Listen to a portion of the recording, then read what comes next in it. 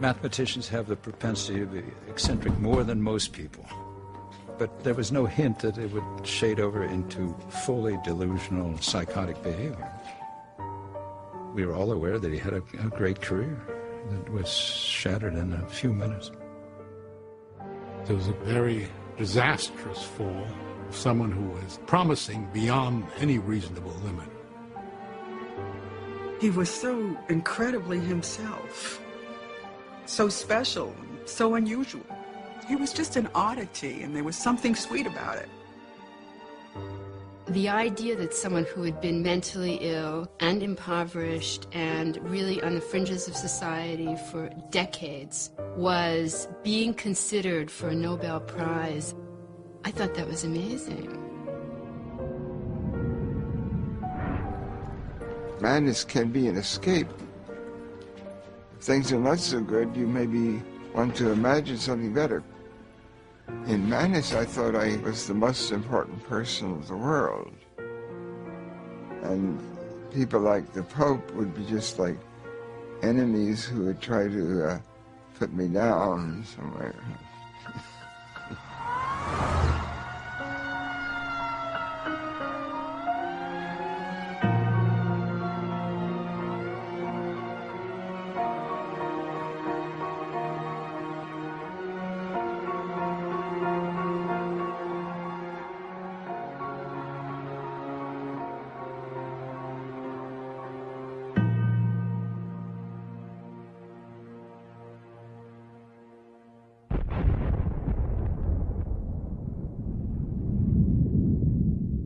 In September 1949, the world learned that the Soviet Union had joined the United States as a nuclear power.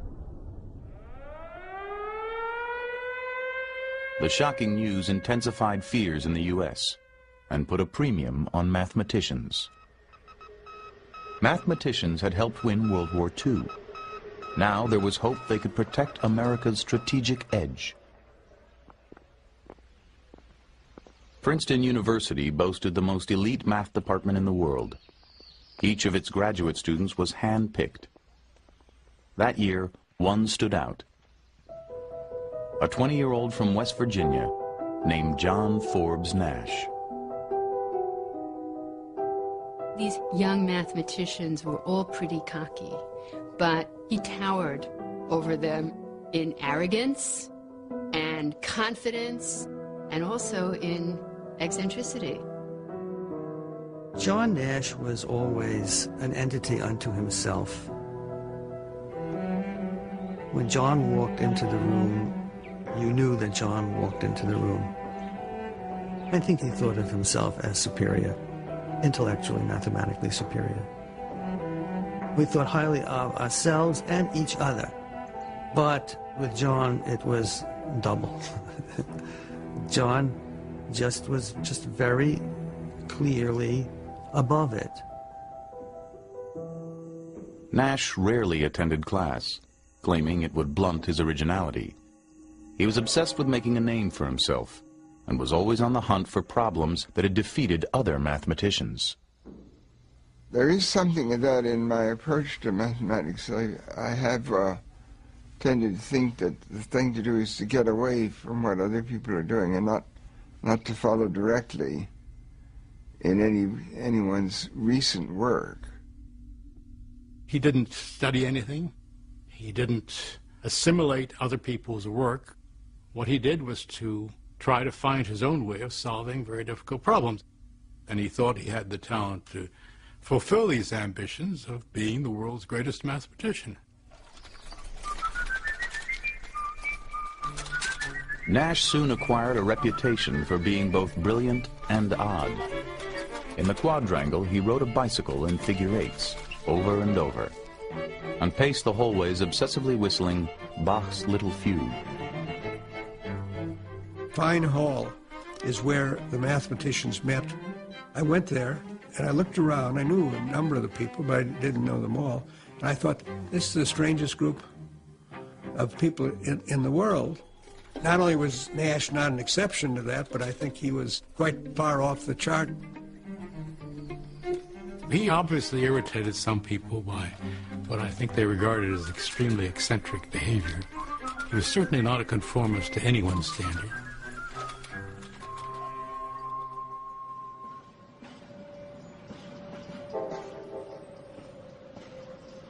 Even as a boy growing up in Bluefield, West Virginia, deep in the Appalachian Mountains, John Nash stood out. I was in grade school and I would be doing arithmetic. I found myself working with larger numbers than other students would be using. I would have several digits and they would have maybe 2 or 3 digits. One time, one of the teachers said he couldn't do the math. This is like 4th grade. And my mother laughed because it was obviously the point was he was doing it differently. I think my parents always knew that John was bright. His father, John Sr., was an electrical engineer. His mother, Virginia, a former teacher, tutored John at home and had him skip a grade in school. One time someone suggested that I was a prodigy. Another time it was suggested that I should be called Bug Brains because I had ideas that were sort of buggy or not perfectly sound. He took his share of abuse from certain groups, the brain working a little bit faster than anybody else's, so everybody else felt like they had to ridicule it a little bit. His senior year in high school, John won a Westinghouse scholarship, one of only 10 awarded nationally. 3 years later, he graduated from Carnegie Institute of Technology with a master's degree in math. His advisor wrote him a 1-sentence recommendation. This man is a genius.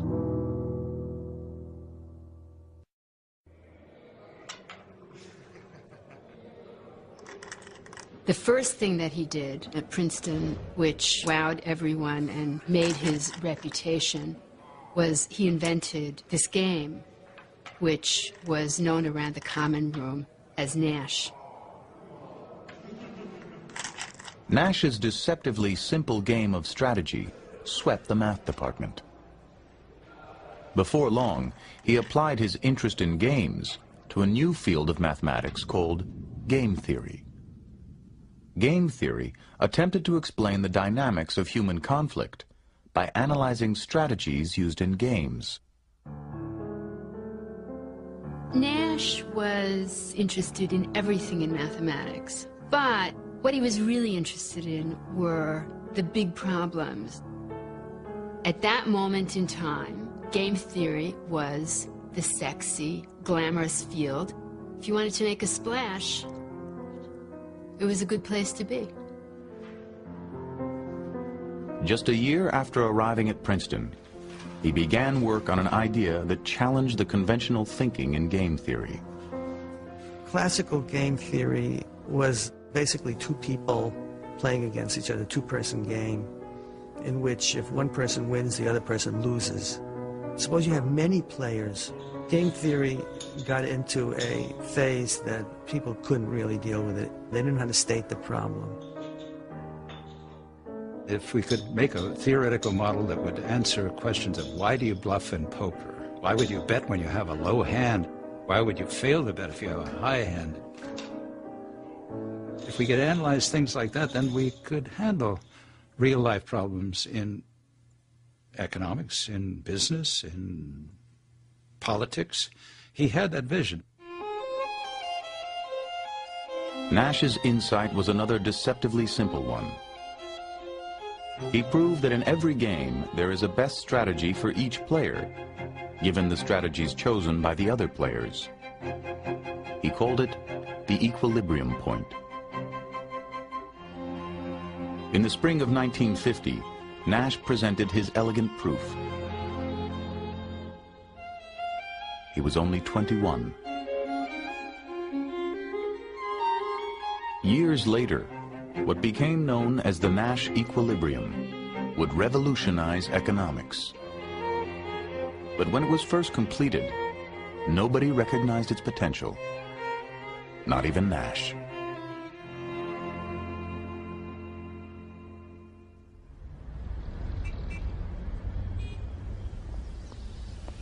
After receiving his PhD, Nash moved to Boston and joined the faculty of MIT.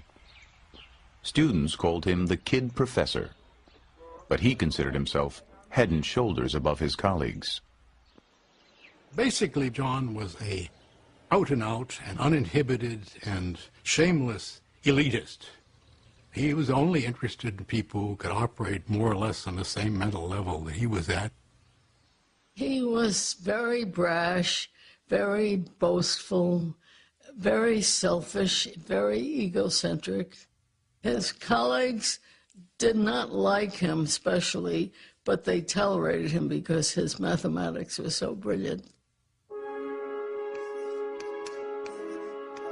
I was thinking about a problem, trying to get somewhere with it, and I couldn't, and I couldn't, and I couldn't. And I went to sleep one night, and I dreamt. I did not dream directly of a solution to that problem. Rather, I dreamt that I met Nash, and I asked him the problem, and he told me the answer. When I did finally write the paper, I gave him credit. It was not my solution. I could not have done it myself. He was part of this group of friends that Donald, my husband, had. This was a crew who were extremely competitive, and Nash was at the top of the heap. He was the best.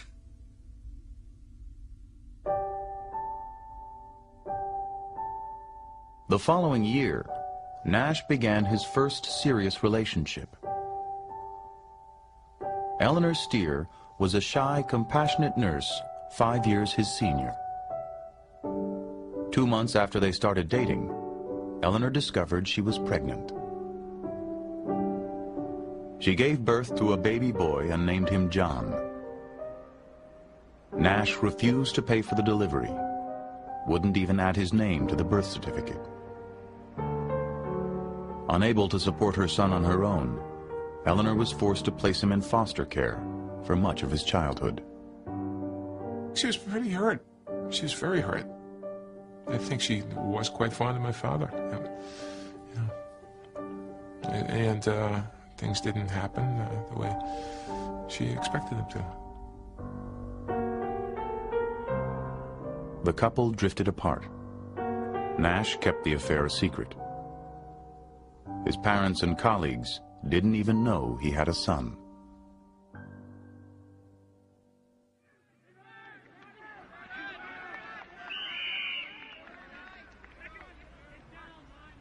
Not long after breaking up with Eleanor, Nash met Alicia Larday, a 21-year-old from El Salvador and one of his students. A physics major, she was one of only 16 women in a class of 800 at MIT. She was an extremely attractive girl and not American, and I somehow think that that was significant, that she was not your ordinary college girl, that she had also come from a very different place. At the time, he was a little bit like the fair-haired boy of the math department. He was, I think, considered very young for his position, and he was very nice looking, you know. When she was younger, she wanted to be another Madame Curie. John's ambition was one of the things that attracted Alicia to him. She had that desire, and she transferred it to him.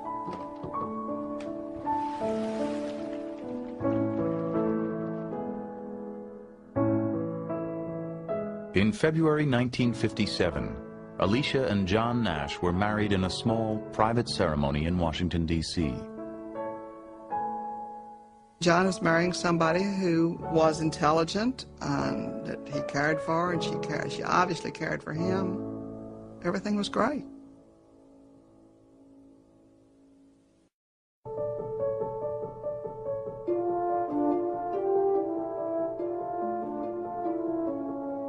Since arriving at MIT, Nash had solved a series of imposing problems in mathematics, ranging from algebraic geometry to partial differential equations.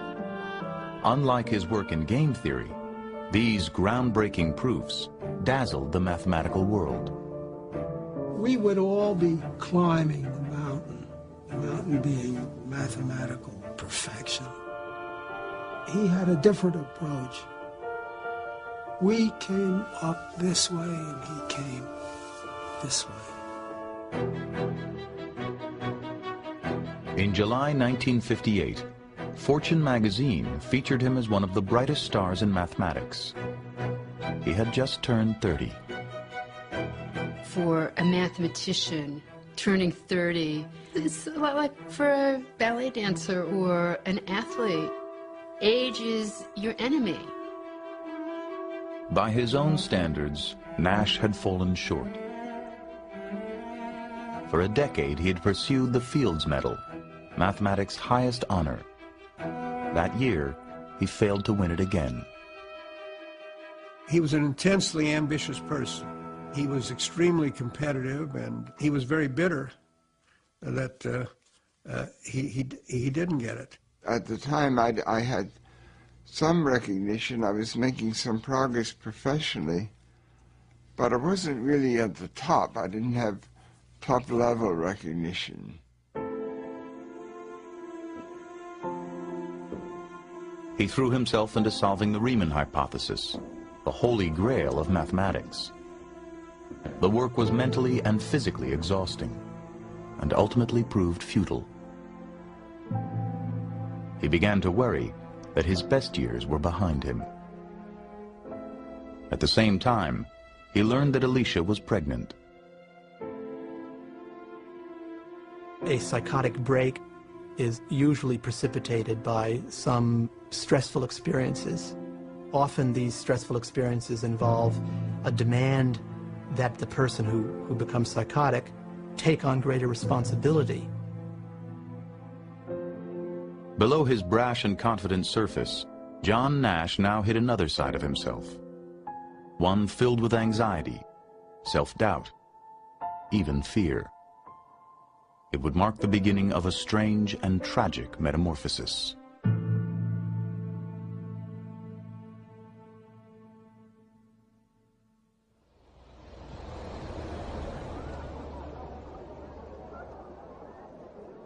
On New Year's Eve 1958, the Nashes attended a costume party at the home of a colleague. John went dressed as a baby. He wore a diaper and spent much of the night curled up in Alicia's lap. Even to those used to his eccentricities, it was a disturbing scene. A few weeks later, Nash rushed into the common room at MIT and claimed that powers from outer space were sending him coded messages in the New York Times.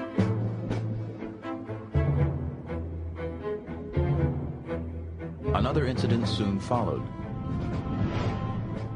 He interrupted a lecture to announce that he was on the cover of Life magazine, disguised as Pope John XXIII. He knew this, he said, because 23 was his favorite prime number. Then he began noticing a curious pattern on the MIT campus. Men wearing red ties. He was sure they were members of a secret communist organization.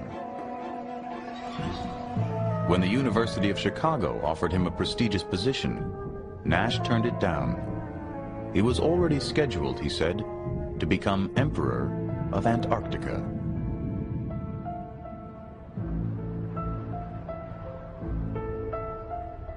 John talked about the people from outer space who were destroying his career. And the international organizations that were attacking him. Somebody you've known for a long time, to hear this kind of news is very unsettling. Really, his personality seemed to change in a period of a week or so. It was very fast. I mean, you're seeing a mind disintegrate in front of you. I felt shocked. The math department chairman thought Nash was having a nervous breakdown and relieved him of his teaching duties in February. Still, Nash continued to unravel. One night, he painted black spots all over the bedroom wall. Alicia tried to handle it herself, but at a certain point, it overwhelmed her. And when she turned to a psychiatrist, she was ultimately advised that he should be hospitalized.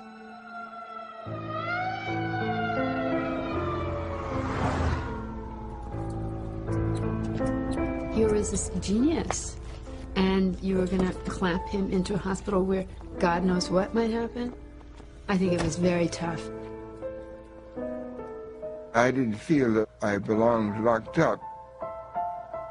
I never went voluntarily.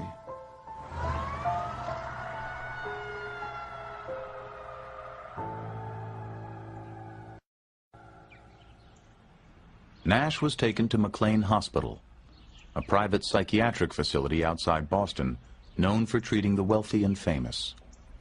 He was diagnosed with paranoid schizophrenia and given an injection of Thorazine to calm him down. His treatment consisted of psychoanalysis. The staff called him Professor. In those days, many doctors thought schizophrenia was related to problems in childhood, problems in mothering. They didn't know it was a real brain disease, and that people are born with a vulnerability to that brain disorder. Conventionally, we define it as a severe mental illness characterized by hallucinations, delusions, or peculiar forms of thinking. For example, a schizophrenic may feel that when he looks at you, he may believe that it's not himself who's looking at his own eyes. Somehow someone else is actually having his experiences. A delusional state of mind is like living a dream. When I knew where I was there in observation, but I was able to think that I was like a victim of a conspiracy.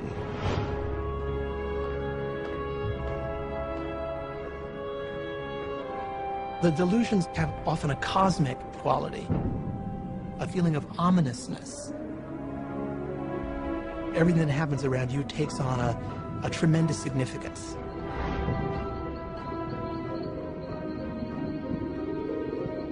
In madness, I saw myself as some sort of a messenger having a special function. Like the Muslim concept with Muhammad, the messenger of Allah.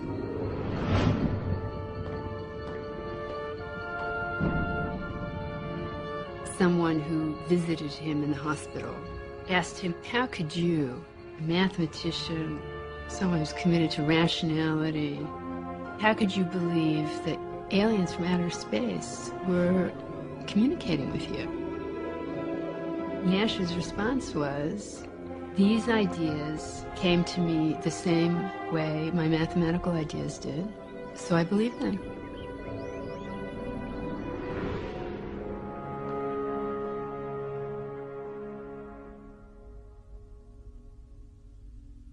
Virginia visited John at McLean, but could hardly bear to see her son in such a state. It broke her, I guess. It was devastating. You can imagine that every day she would wake up and she would go to bed and she would have this on her. Alicia urged his colleagues to visit, hoping their support would help John get back on his feet. All the mathematicians were very upset, because this was a great genius that was lost. They said, Newman, they are not going to let me out until I'm normal. But That'll never be. I never was. I began to realize I would not be getting out of the hospital unless I conformed and behaved normally. So in part I would do that as if I would be sweeping the delusions under a rug, and they were able to come out later on. It could be triggered, and I would move very quickly to accepting it again. Nash retained a lawyer who secured his release after 50 days of hospitalization. Within weeks, he resigned from MIT, withdrew all the money from his pension fund, and announced he was leaving for Europe. Alicia, who had given birth while John was in McLean, felt she had no choice but to go with him. They left behind their newborn son with Alicia's mother.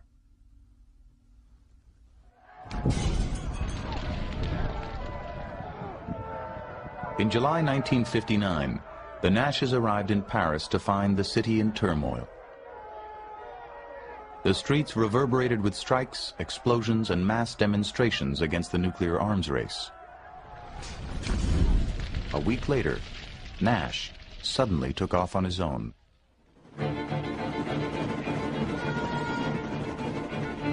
He went to Luxembourg and announced he wanted to give up his American citizenship. He was turned away.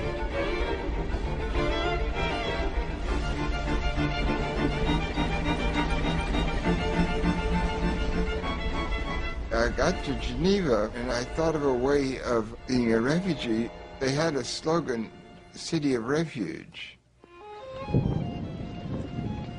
I envisioned a hidden world where the communists and the anti-communists were really the same. They were sort of schemers. And I had the idea that some of the people like Eisenhower and the Pope and the powers that be might be unsympathetic to me.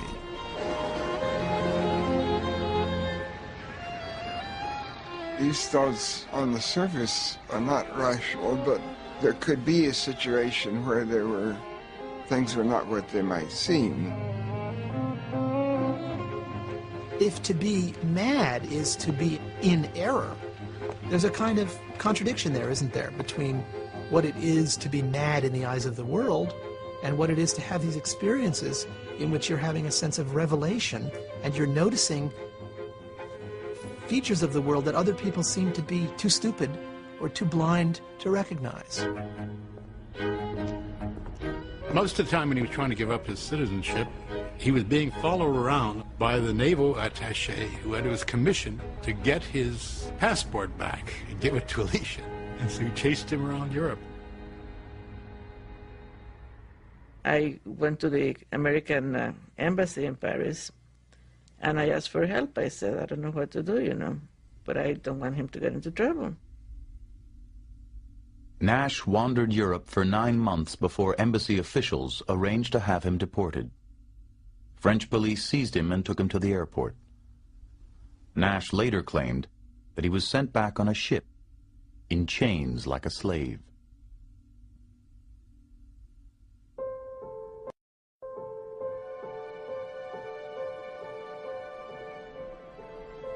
The Nashes moved to Princeton.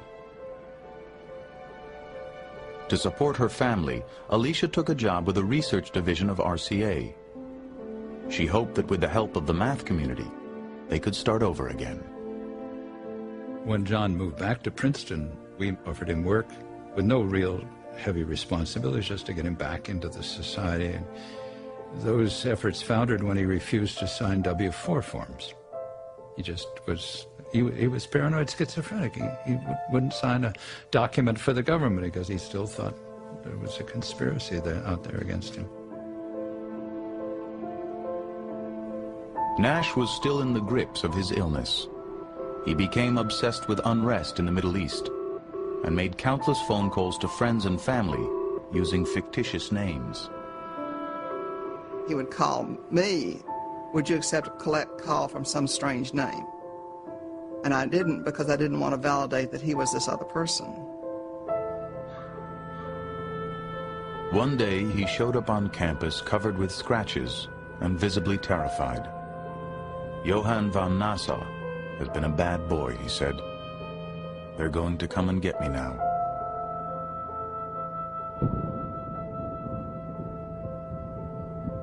Less than 2 years after his release from McLean, Nash was hospitalized again.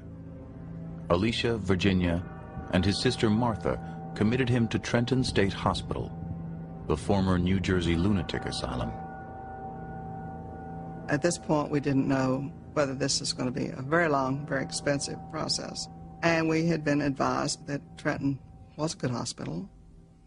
McLean Hospital had been kind of a country club. Trenton was a crowded, open ward. When he arrived at Trenton State, Nash was assigned a number and was marked and told to sweep up, and it was a terrible thing. When his colleagues heard where Nash was, many were outraged.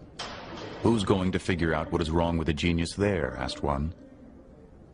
It is in the national interest, warned another, that everything possible be done to protect Nash's exceptional mind.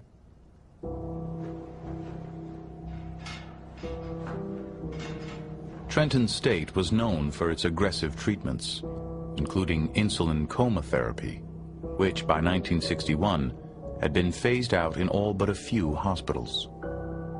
Insulin coma was developed under the mistaken notion that schizophrenia was caused by a metabolic problem, by the way the body regulates glucose. Insulin coma was one of the more popular and unfortunately one of the more notorious treatments in its day.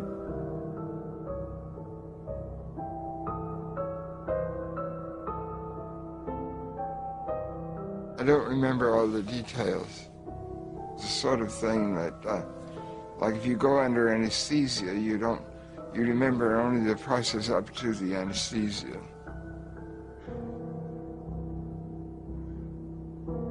A nurse would wake patients early in the morning and give them an injection of insulin. Their blood sugar would drop, and soon they would be comatose. Some patients would suffer spontaneous seizures. Insulin coma deliberately puts the body into total shock. This was done under supervised circumstances, because if you do that too aggressively, you can die.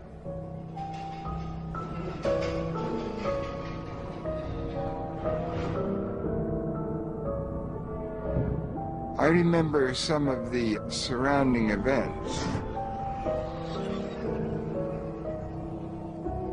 There would be a group of people that would be getting it, and then afterwards they would go out on the grounds and pass some time and drink sugar water. I got to thinking of the cruelty to animals. I became a vegetarian at the time that I was in the Trenton Hospital. I was sort of thought that one could protest against this sort of treatment. Nash endured insulin treatments 5 days a week for 6 weeks. His symptoms diminished, and after 6 months of confinement, he was finally discharged. No one knew what the long-term effects of his treatment might be. He came to visit us, and it was after this awful treatment, and he looked like he had been battered and through some devastating something, and spoke of it a little bit himself. And it was, it was kind of heartbreaking. He said these treatments that he had gone through had wiped out his early memory. So I think what he was doing, he was visiting me and different people to see if he could get his memory back.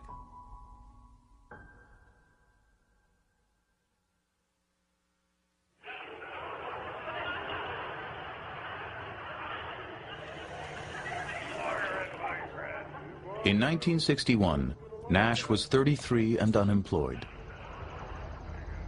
Former Princeton colleagues secured him a research position, and he managed to publish a paper on fluid dynamics, his first piece of work in 4 years. He seemed to be better, but inside Nash felt a sense of loss. Rational thought, he wrote, imposes a limit on a person's relation to the cosmos. He later called his remission periods interludes of enforced rationality. To some extent, sanity is a form of conformity. People are always selling the idea that people who have mental illness are suffering. But it's really not so simple. I think mental illness or madness can be an escape also. The following summer, he left for Europe alone, once again obsessed with asylum. Before long, friends and family began receiving letters and postcards.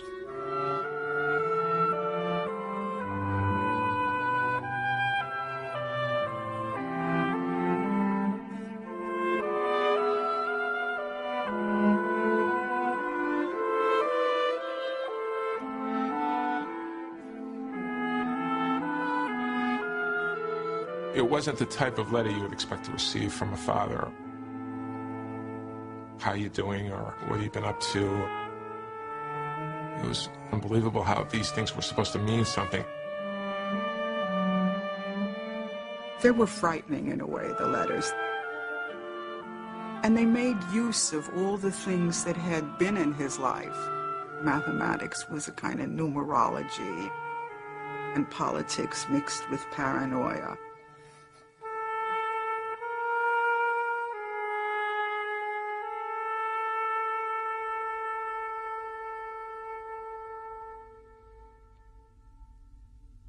Distraught after 3 years of turmoil, Alicia filed for divorce in December 1962.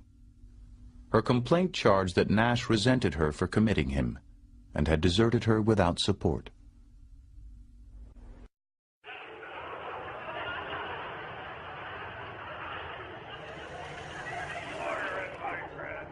In 1961, Nash was 33 and unemployed. Former Princeton colleagues secured him a research position, and he managed to publish a paper on fluid dynamics, his first piece of work in 4 years. He seemed to be better, but inside Nash felt a sense of loss. Rational thought, he wrote, imposes a limit on a person's relation to the cosmos. He later called his remission periods interludes of enforced rationality. To some extent, sanity is a form of conformity. People are always selling the idea that people who have mental illness are suffering. But it's really not so simple. I think mental illness or madness can be an escape also. The following summer, he left for Europe alone, once again obsessed with asylum. Before long, friends and family began receiving letters and postcards.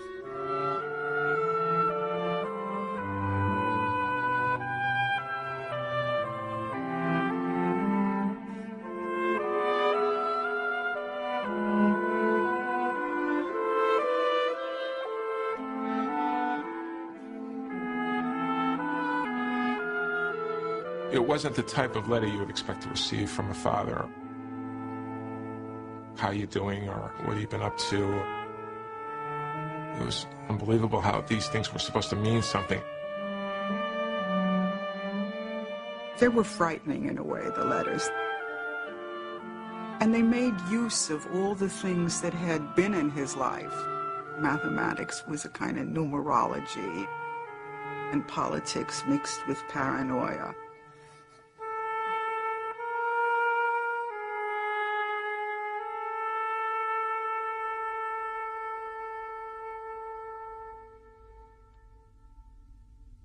Distraught after 3 years of turmoil, Alicia filed for divorce in December 1962. Her complaint charged that Nash resented her for committing him and had deserted her without support.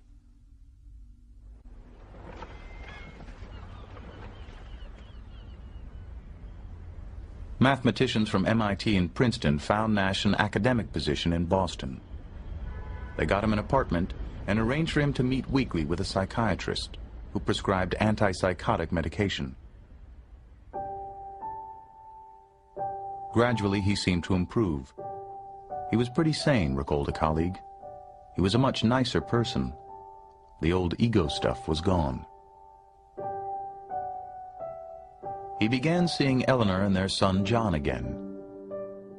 We had gotten into a pattern of going out every Saturday. I started to grow more fond of him as he was around more. And then he went, as quickly as he came, so.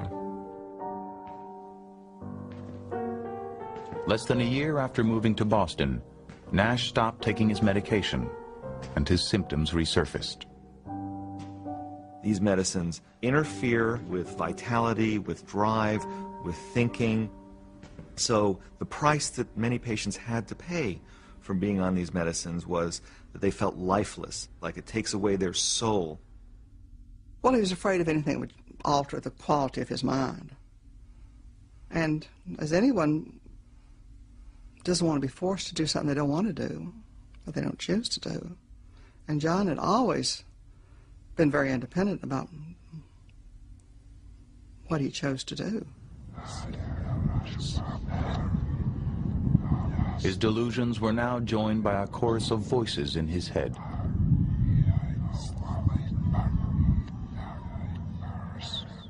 The kinds of hallucinations that are most common in schizophrenia are auditory hallucinations of voices of a certain kind. One kind would be two or more voices which are talking about the ongoing behavior of the patient. So if I were schizophrenic, I might hear, John and Mary saying, okay, so why is Louis doing that now?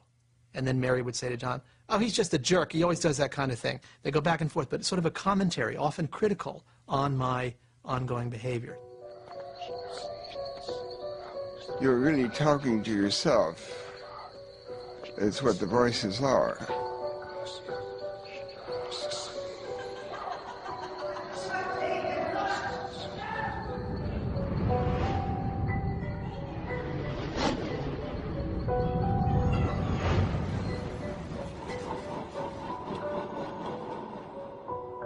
He said he understood that there was something that went on between people that was alien to him. He was sort of enclosed in a bubble, that he felt lonely.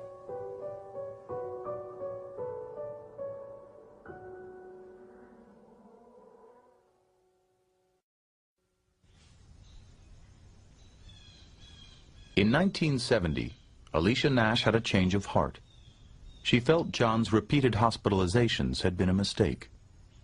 Alicia decided to let him move back in with her and promised never to commit him again.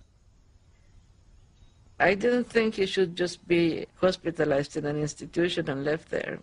And I just felt it was best for him to be on the outside. She took him back not as her husband, but as somebody who needed help and nobody else would have him. Giving him shelter and meals and protection made a tremendous difference in his well-being. If she hadn't taken him in, he would have wound up on the streets. I think that Alicia saved his life.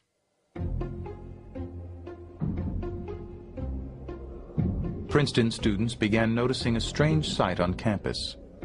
Entire blackboards filled with minutely written formulas and secret codes. Rumors spread it was the work of a mysterious figure who wore red sneakers and kept to himself. They called him the Phantom. There were all kinds of myths about him. The students would tell each other that he had gone mad because of a too difficult problem he tried to crack, or after a rival beat him to the punch. And students were aware that the powers that be were protecting him. From time to time, you would see in your office, under the door, sort of huge number of sheets that's been worked out the night before, computing the probabilities of certain coincidences, very detailed computations. He was into proving the existence of God. I felt that I might get a divine revelation by seeing a certain number. A great coincidence could be interpreted as something, a message from heaven. I did see him several times. He didn't recognize me. I didn't press the matter. I didn't have the sense I could have any contact with him. So I didn't try. Year after year, for more than a decade, the Phantom roamed the Princeton campus, unaware that the work he had done as a student had finally sparked a revolution. Beginning in the 1960s, economists began to successfully apply game theory to real-life situations. Mergers, strikes, collective bargaining, these situations of conflict and cooperation are part of the backbone of practical economics. Auctions, farm subsidies, monetary policy, international trade, all were now seen as strategic games. By the late 1970s, game theory had become one of the foundations of modern economics. And at the center was the Nash equilibrium. There are not more than 10 ideas in the post-war period, which we could say are equivalent. It had a huge impact in economics. It made economics a much more useful subject.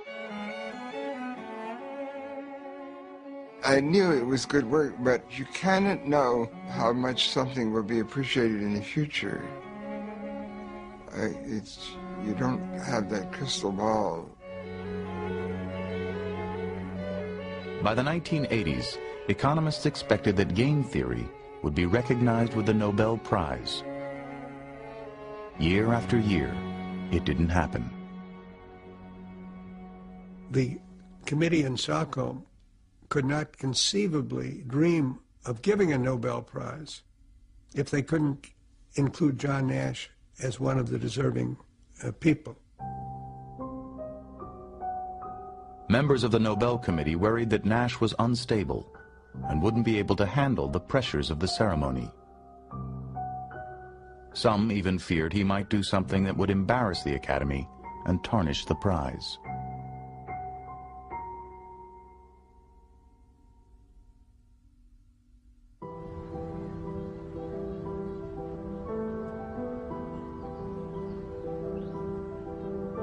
Beginning sometime in the 1980s, after 3 decades of struggling with mental illness, John Nash experienced his second transformation. I don't really remember the chronology very well. Exactly when I moved from one type of thinking to another. I began arguing with the concept of the voices, and ultimately I began rejecting them and deciding not to listen. His descent into madness had been sudden.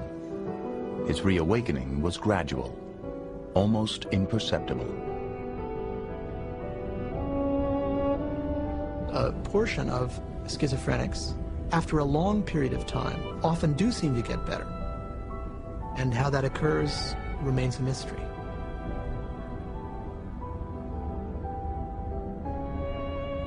Slowly, he became more engaged and lucid. Word of his remarkable recovery spread. Those around him assumed new antipsychotic drugs were helping. But Nash had stopped taking medication in 1970.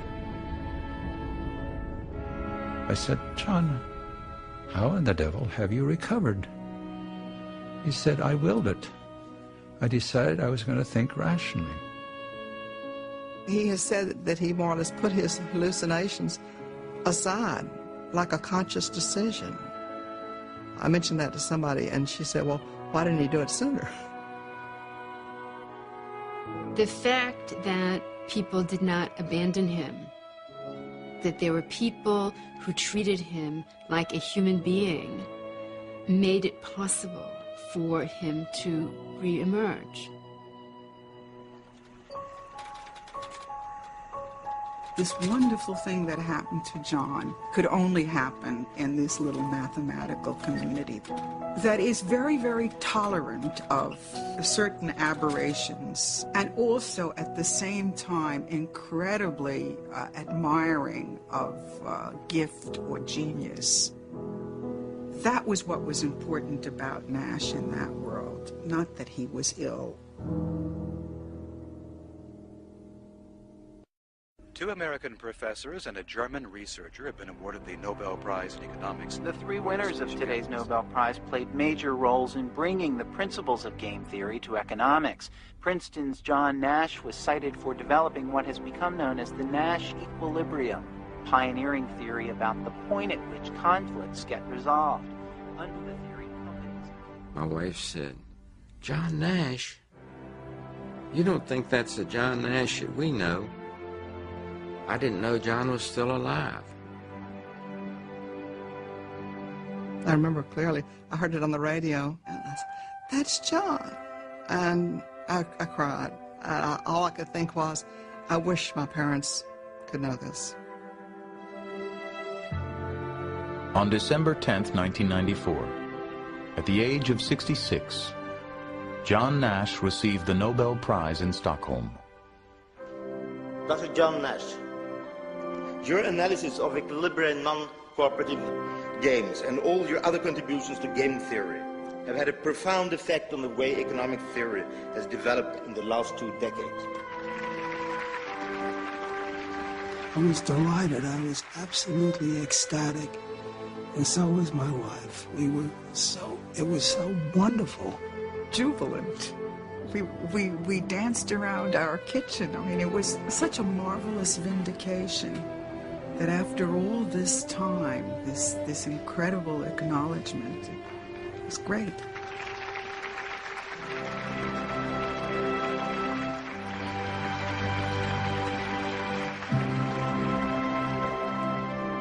He shined very brightly as a young man.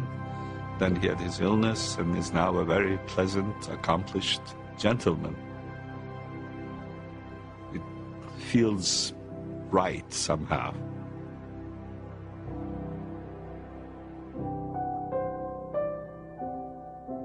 John Nash lives in Princeton with Alicia and their son Johnny, who is also a mathematician and suffers from schizophrenia.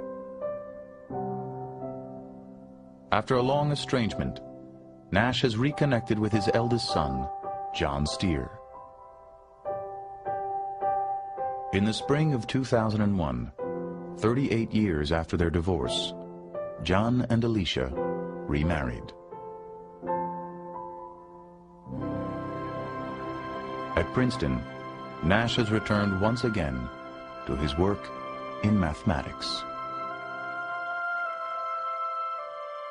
I think it teaches us that we have to appreciate the particular talents of people who may be very eccentric and look at things in very peculiar ways. Those are often the people who will really have the most stunning insights. Here was someone who had been lost. I think that's the inspiration, that people can triumph over this disease. I think it's incredibly inspiring.